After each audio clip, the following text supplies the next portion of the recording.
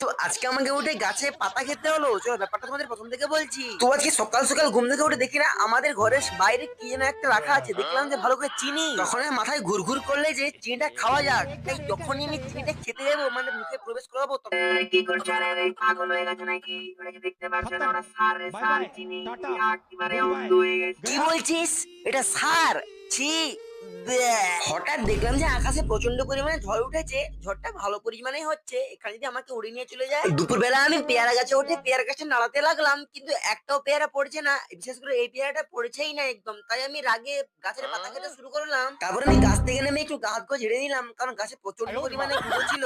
তারপর আমি আমার কিছু গামছাওয়ালা কিংবা তার কাটা বন্ধুদের সাথে চলে গেলাম একটু ঘুরঘুরো করার জন্য। এখানে জায়গাটা কত সুন্দর লাগছে। আমি এই ঘুরতে একটু সাইকেলটা চালিয়ে নিলাম।